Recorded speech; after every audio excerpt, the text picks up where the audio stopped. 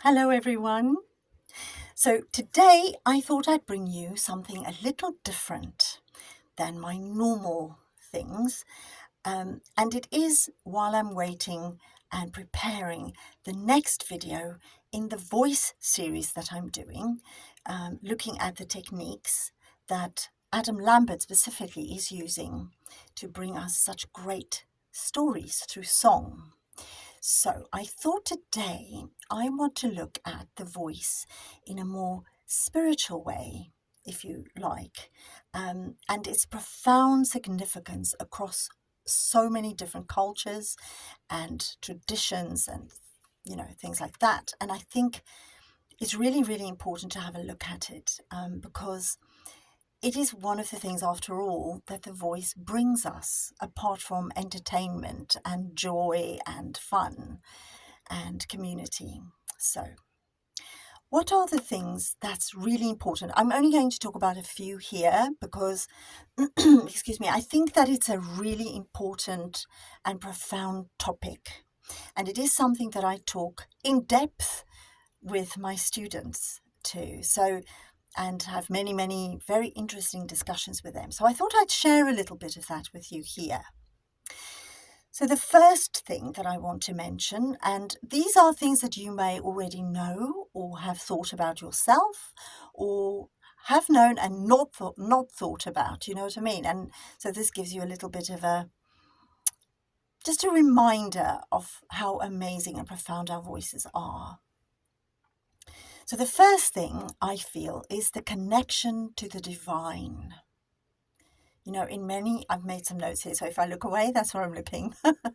In many spiritual traditions, singing is viewed as a direct channel to connect to the divine or our higher self or higher consciousness or whatever you want to call it, but in a more spiritual way.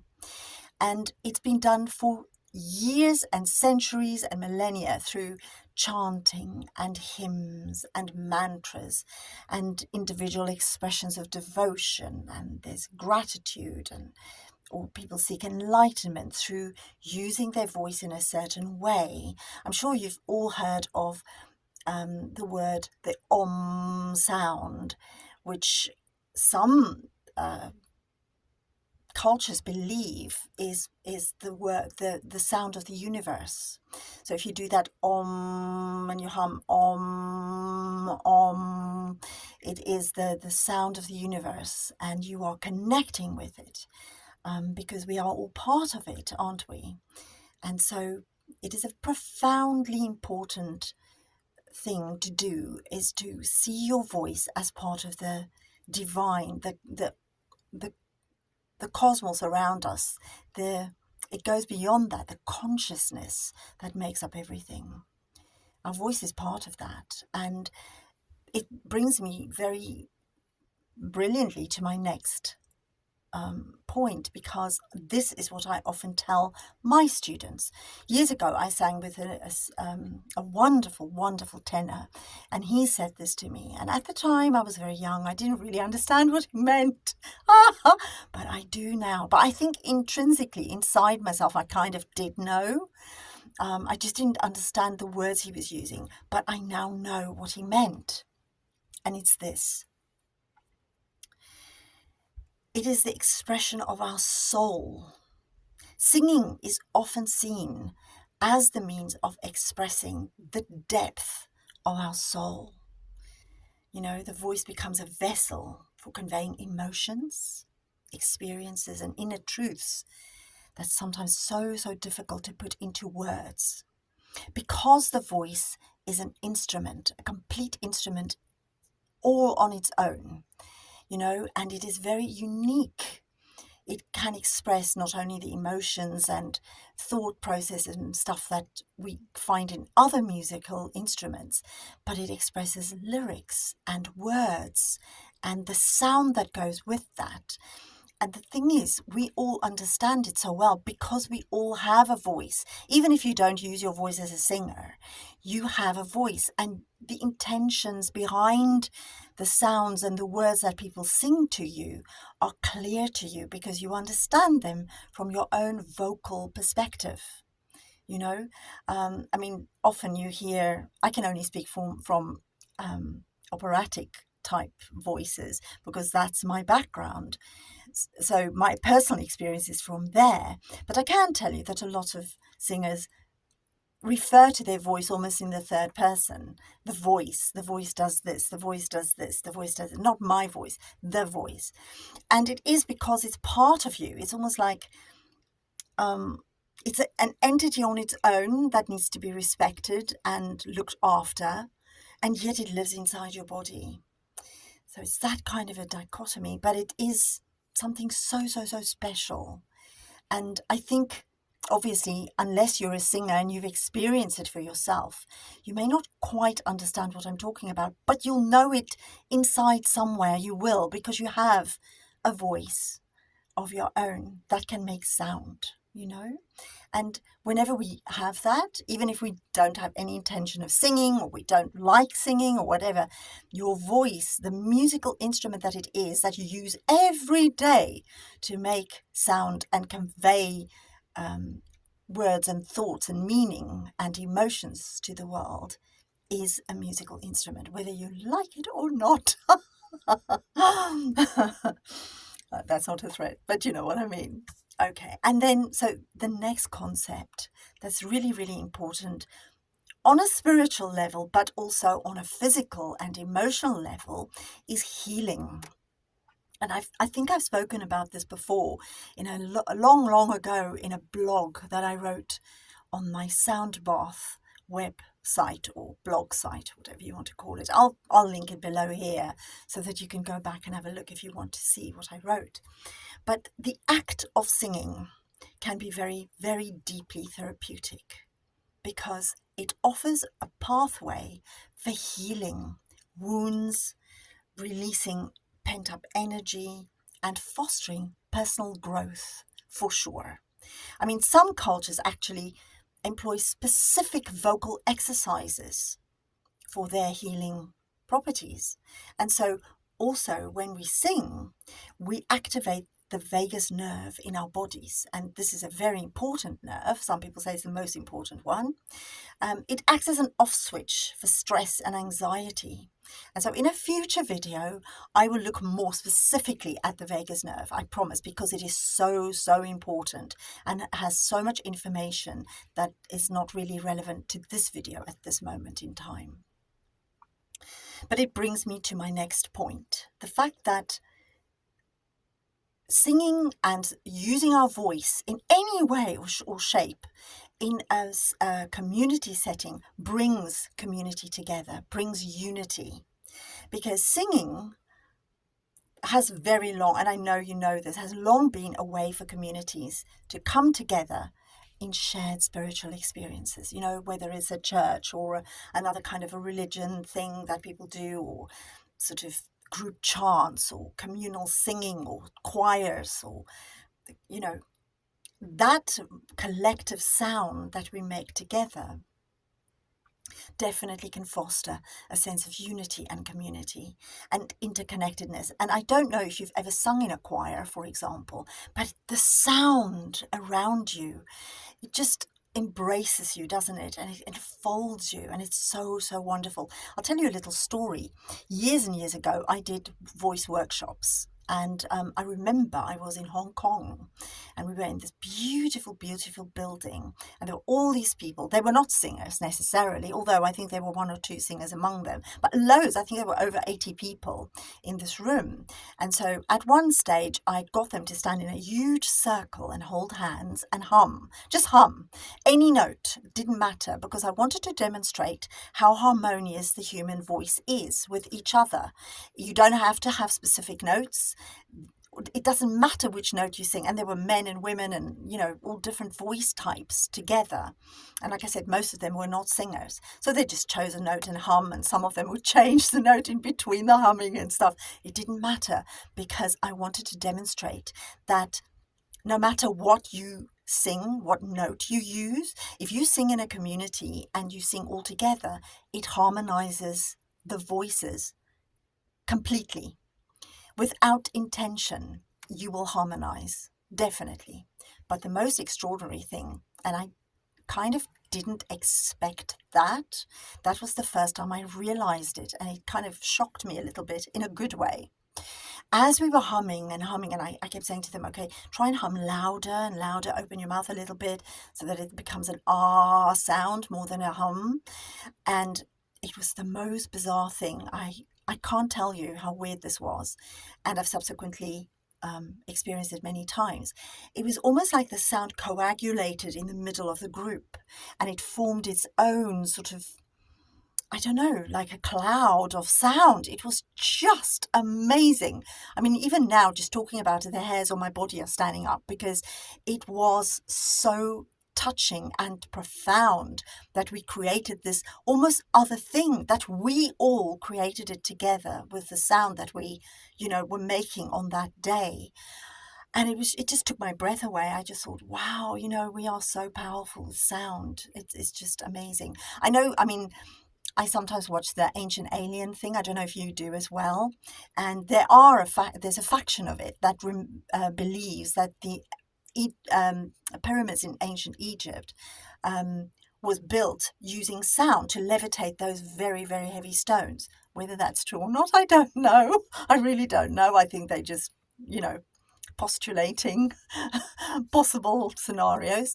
But we do know that sound can levitate things. Small things. I don't know if it can do big things like that, but we do know that it can.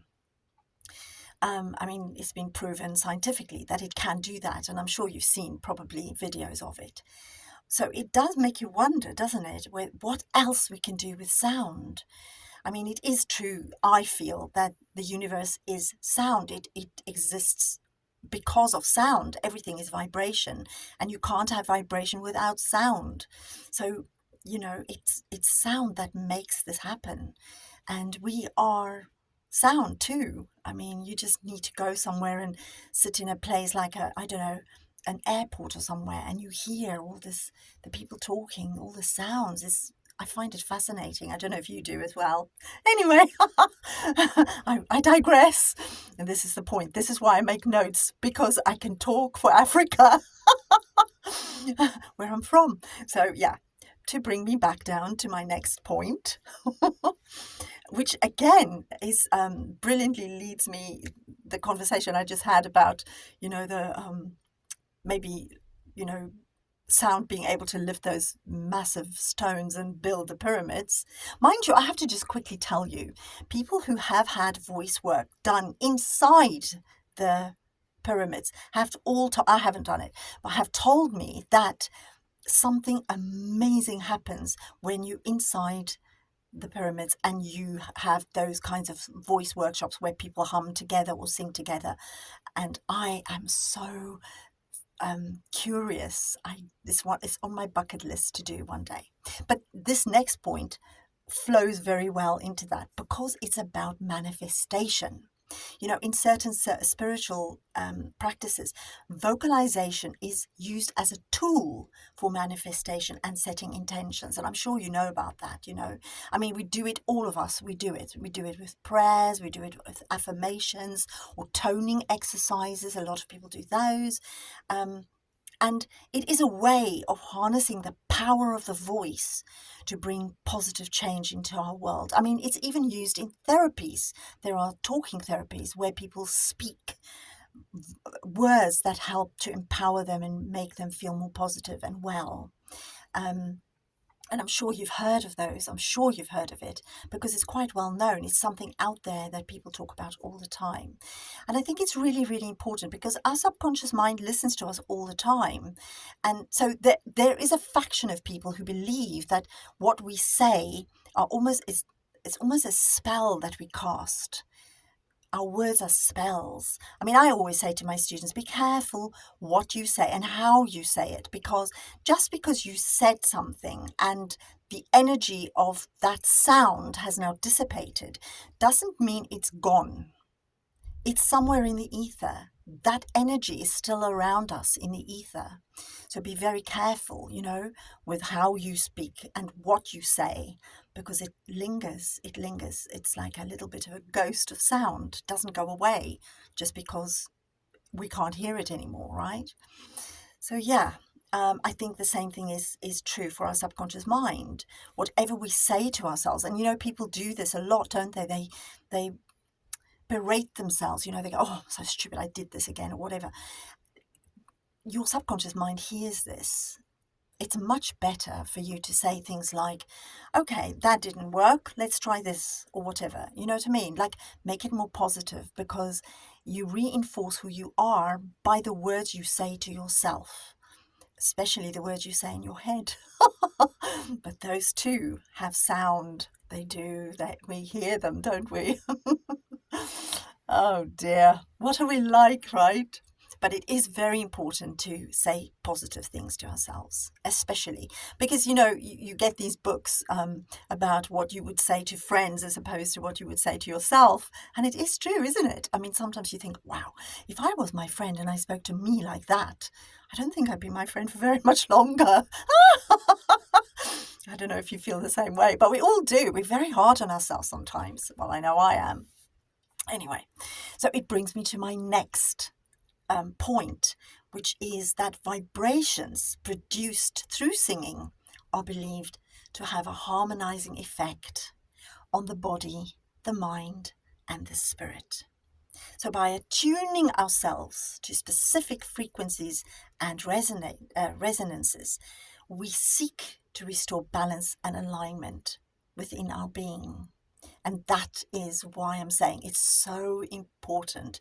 The sounds and the words we use to ourselves, And then my last point in this little section that I'm doing today is something that all singers have experienced at some point or another, especially if you're a professional singer and you stand on stage. In the act of singing, there's often a sense of surrendering of something greater than ourselves. It's as though something dissolves, and I don't know, but I think it's the ego maybe, because I've experienced it myself standing on stage. Sometimes something happens to you and it's almost like it's an out-of-body experience almost. You see yourself singing, you hear the sounds, you see the audience, you hear the orchestra, you see your fellow performers, but you're not there in the world anymore. It's like the stresses and strains and anxieties of the world have disappeared. You can't see it anymore, and you're not attached to it anymore, So I think that's what happens. The ego dissolves. I think it's the ego, isn't it? Because that's what makes us kind of go, I want to control this, I want to do this. And that is without control. There's nothing there. It's just pure sound. And so it dissolves as the voice merges with the consciousness, with the, I can say, sort of cosmic symphony, let's put it that way. And I know singers definitely experience moments of transcendence and spiritual awakening in those moments, for sure. It's happened to me many, many times, so that's why I'm saying it.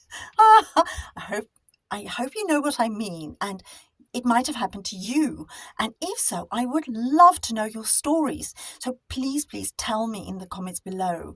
And let's start a conversation like this, and I'll maybe read them out at some point if you would like, and we'll talk about it, because I think it's so important, and it's something that's almost quite hidden. People don't really talk about that, how the voice affects us so profoundly, and our own voice almost more than another. I mean, I know that I do these videos about Adam Lambert's voice, and his voice is just phenomenal and amazing, and has that sort of transcending effect on me, for sure. But I know that when I'm singing, something happens, something similar happens, even more profound, actually, in a way. Anyway, so this brings me to the ancient concept of chakras that originated from Indian spiritual traditions, particularly within the framework of yoga or Hinduism, or, those traditions. So if you enjoyed this video and it resonated with you, can you see what I did there? I would love it if you'd like and share it. And if you haven't yet, it would be just lovely if you'd subscribe to my channel, because I'd love to grow it and bring more knowledge and fun to the world through voice and singing and words and storytelling. So in next Wednesday's video, the reason I mentioned the chakras is because I will talk more about the chakras then, and I hope you'll join me, because I would love you to help me to hum our chakras into harmony within our own bodies, and also for the benefit of the crazy world we currently live in. Remember what I just said? Sound is what creates our world. I believe it so profoundly. I hope you feel the same way. I'd love to hear your thoughts. So thank you for listening to this today. I hope you found it entertaining and enlightening. So I shall see you very soon, and I'll definitely do the extension of this video next Wednesday. Until then, mwah.